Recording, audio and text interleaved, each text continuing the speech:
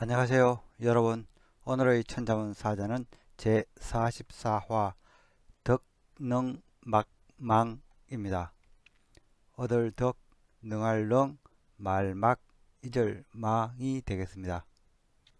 이 사자를 직역하면은 능함을 얻었으면 잊지 말아야 된다가 되겠습니다. 이는 한번 터득한 배움이 있으면 잊지 않도록 노력해야 한다는 말이 되겠습니다. 사자 덕능망망은 논어 자장편에 나오는 문구에서 기원하고 있습니다. 자하왈 자하가 말하길 일지 기소만 날마다 그 모르는 바를 알고 월무망 기소능 달마다 그 능한 바를 잊지 않으면 하위 호학 야이 학문을 좋아한다 말할 수 있으리. 이 망은 없다는 말이니 소망은 나에게 없는 것, 즉 내가 모르는 것을 의미합니다. 이 문장은 매일 새로운 것을 알면 한번 익힌 것은 매달 되새겨 잊지 않도록 해야 한다는 말이 되겠습니다. 공자께서는 논어 유정편에서 배움의 태도에 대해서도 이렇게 말씀하고 있습니다. 학이 불사정망 배우기만 하고 생각하지 않으면 얻음이 없고 사의 불악적태 생각하기만 하고 배움이 없으면 위태롭다. 즉 배운 것을 깊이 생각하여 내 것으로 만들지 않으면 내 것이 아니 되고 배움이 없이 혼자만의 생각은 아집이 될 뿐이라는 말이 되겠습니다.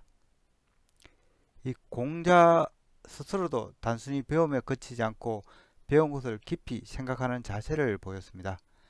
사기 공자세가에 적혀 있기를 공자가 사양자로부터 거문고를 배우며 열흘이 넘도록 한국만 연습하자 사양자가 충분하다 말하여도 공자는 아직 기법을 알지 못했다고 대답합니다.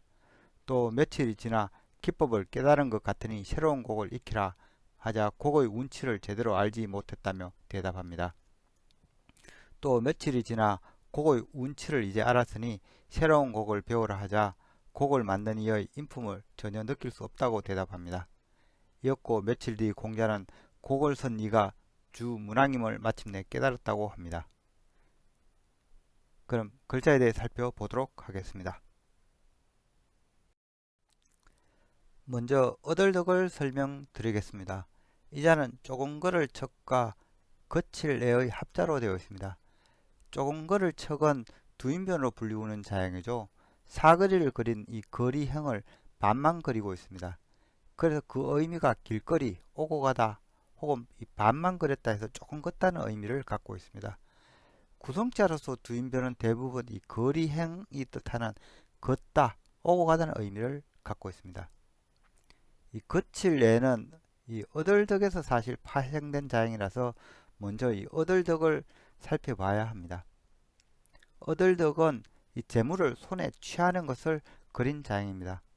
각 골자를 보면은 이 조개패와 손톱조의 합자로 구성되어 있습니다. 조개패는 고대 화폐로 사용되었던 만호조개를 그린 상형 문자입니다. 그리고 이 손톱조는 위에서 아래로 이 잡는 손을 그린 형태이므로 이 자형의 의미는 이 손으로 이 재화를 취하는 모습이 되겠습니다. 이후 자형에서는 손톱조보다는 손을 뜻하는 이 또자로 표현되고 있으며 변에는 거리행이 추가되었습니다. 거리행은 움직이다, 행동하다는 뜻이 있어서 이 자형은 재화를 적극적으로 취하는 행위를 의미합니다. 그런데 건문자형에서 이 조개패는 이 형태는 비슷하지만 이 눈목자로 변화가 되죠. 이는 이 이익을 보다는 우리네 표현과 비슷합니다. 그래서 변에 거리행위 없이 눈목자와 또자의 조합만으로 이 어덜덕을 간단히 표현하기도 하였습니다. 소전에서는 눈목자보다는 이 적극적으로 보다는 의미를 가지고 있는 볼견자로 바뀌었습니다. 그리고 손을 그린 이 또자는 마디촌으로 바뀌게 되죠. 마디촌은 손목의 맥자리에서 나온 치사문자입니다. 그래서 그 의미가 마디, 조금, 헤아리다, 규칙, 법도 등의 뜻이 있는데 여기서는 이 헤아리다는 의미로 사용되고 있습니다.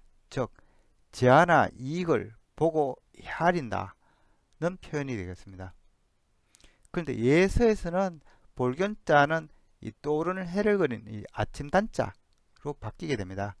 아침단에는 이 해가 떠오르는 모습을 그렸기 때문에 드러내다, 나타나다는 뜻이 있어서 볼근자보다는 아침단을 구성자로 사용하는 것이 좀 더 효과적이라고 생각해서 그렇게 바뀐 것 같습니다. 예서에서 만들어진 이 거리행, 아침단, 그리고 마디초원의 조합이 오늘날의 자양이 되었습니다. 그래서 얻을덕이 뜻하는 바도 얻다, 취하다, 만족하다, 도달하다, 깨닫다, 이루어지다 등이 되겠습니다.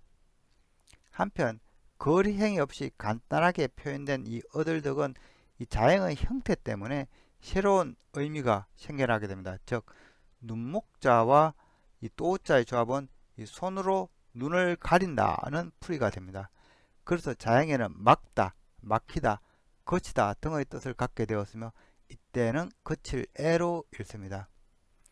한편 거칠 애는 아침단이 아닌 눈목자를 이렇게 사용한 형태도 아직 남아있긴 하지만 거의 사용되지는 않습니다. 오늘날 이 아침단이 구성자로 사용되고 있는데요. 이는 떠오르는 햇살을 손으로 가린다는 표현이 되겠습니다.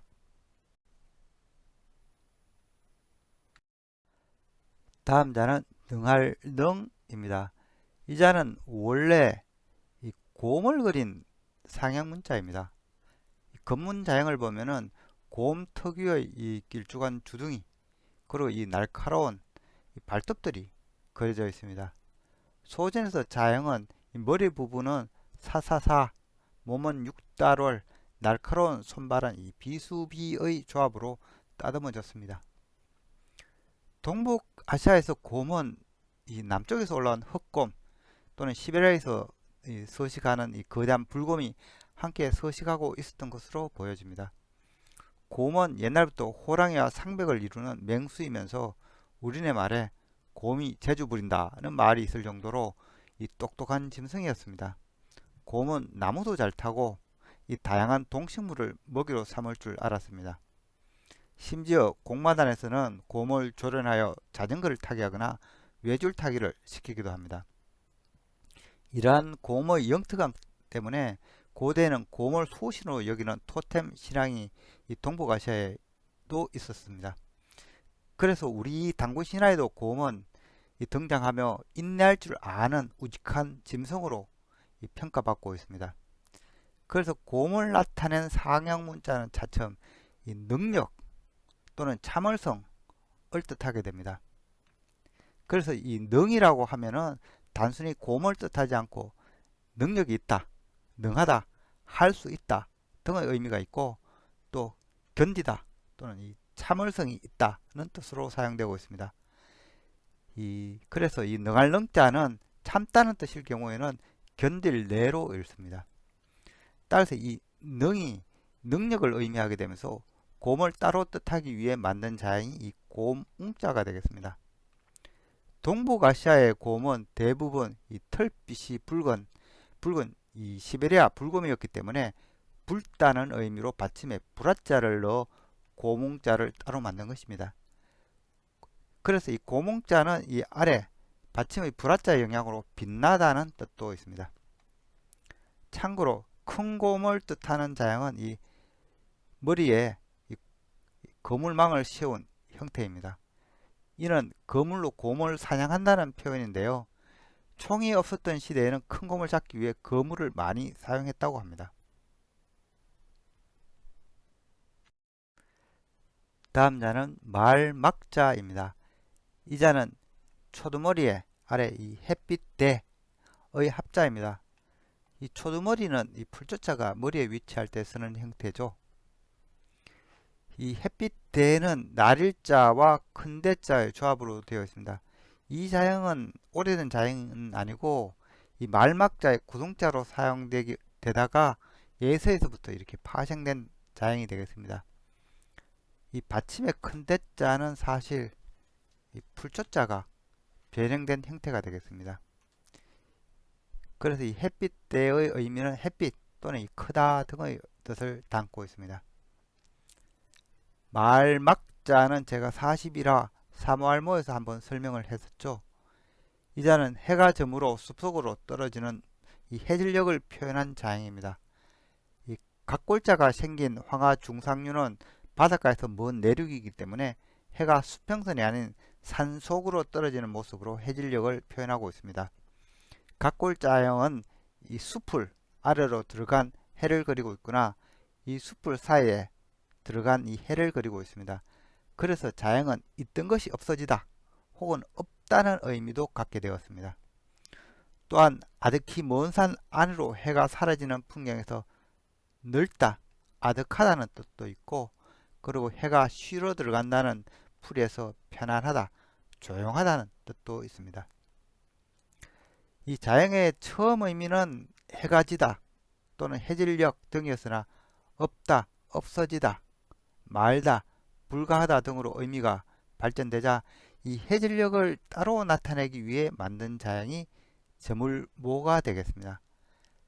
저물모는 해가 아래로 떨어졌다 해서 이 말막자 아래에 또다시 이 해를 뜻하는 날일자를 추가한 형태가 되겠습니다. 그래서 저물모가 뜻하는 바도 날이 저물다, 늦다, 도시하다, 해질 무렵, 마지막 등이 되겠습니다. 한편 이 숲이 아닌 이 수평선 아래로 떨어진 해를 표현한 자양이 이 말막자 A에다가 이 변에다가 삼수변을 추가한 자양이 되겠습니다. 그래서 이 자양의 의미는 멀다, 아득하다 등입니다. 혹은 이 삼수변을 이 물이 아닌 모래 물결로도 해석해서 이 막막한 사막이란 뜻도 있고요. 그래서 이 아득할막이 뜻하는 바는 넓다, 막막하다, 슬슬하다, 조용하다, 널리 펴다 등의 다양한 뜻을 또 갖고 있습니다. 오늘의 마지막 자는 이절망이 되겠습니다. 이 자는 마음심과 망할 망의 합자죠. 마음심은 제가 여러 번 설명이 있었지만 이 짐승의 심장 모양을 본뜬 자양입니다. 그런데 사람들은 이 심장에 생명의 본질, 즉 마음이 있다고 생각했습니다. 그래서 이 자형이 뜻하는 바도 심장, 가슴, 마음, 의지, 생각 등의 뜻을 담고 있습니다. 망할 망은 사실은 이 칼도자에서 기원한 자형으로 이 칼도자의 이 칼날이 부러진 것을 나타낸 이 지사문자 또는 이 회의문자로 볼 수 있습니다. 각골에서 원시 칼날은 이 나무막대의 중간에 이 돌날을 박은 형태였습니다. 이 칼두자를 보면 이 중앙날이 온전한 것을 알 수 있지만은 망할망은 중앙날이 중간에 이렇게 잘려 나갔다는 것을 표시하고 있습니다. 그런데 이 칼날이는 이 칼날을 지시하는 자형인데요. 이 중앙날을 지시하는 이 획이 이렇게 들어가 있습니다. 그래서 이 망할망은 칼이 부러졌다 해서 그 의미가 죽다, 전쟁에 지다, 패망하다 등의 뜻으로 처음 사용되었으나 그 의미가 확대되어 없애다, 없어지다, 도망하다, 달아나다, 잃다, 죽다, 단절되다, 망령되다, 잃어버리다 등의 뜻을 갖게 되었습니다. 한편 이 마음심이 이렇게 받침이 아닌 변에 들어간 자양도인데요. 이때는 이 밥불망으로 읽습니다. 이때 마음심은 마음이 아니라 여유를 뜻해서 여유를 잃다는 풀이가 되어서 바쁘다는 의미가 되겠습니다. 이상으로 오늘의 천자문 사자 득능막망, 즉 이 배움이 있으면 잊지 않도록 노력해야 한다는 사자성어를 마치도록 하겠습니다. 이 중용에 이르기를 한번 배움을 깨닫지 못하면 알 때 될 때까지 노력을 멈추지 말라는 문구가 있습니다. 그러면 아무리 어리석은 이도 현명해진다고 말합니다. 유불학, 그것을 배움이 없다면 학지불능 부조야, 그것을 배우려 하고 능하지 못해도 그만두지 말아라. 유불문, 물음이 없다면 문지 부지 부조야. 그것을 묻고자 하고 알지 못해도 그만두지 말아라. 유불사.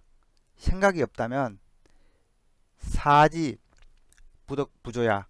그것을 생각하려 하고 이해하려 하지 못해도 그만두지 말아라. 유불변. 분별이 없다면 변지불명 부조야. 그것을 분별하려 하고 명확하지 않아도 그만두지 말아라. 유불행. 행함이 없다면 행지 부덕 부조야. 그것을 행하려 하고 독실하지 않아도 그만두지 말아라. 인일능지. 누가 한 번에 해낸다면 기백지. 이 몸은 100번을 하고 인십능지. 누가 10번에 해낸다면 기천지. 이 몸은 1000번을 하라. 과능차도이. 진실로 이 도리에 능하다면 수필명. 비록 어리석어도 반드시 현명해질 것이고 수유필강. 비록 유약해도 반드시 강해질 것이다. 제대로 된 배움을 얻기 위해서는 똑똑한 머리보다는 꾸준한 노력이 훨씬 중요하다는 말이 되겠습니다. 지금까지 시청해 주셔서 감사합니다.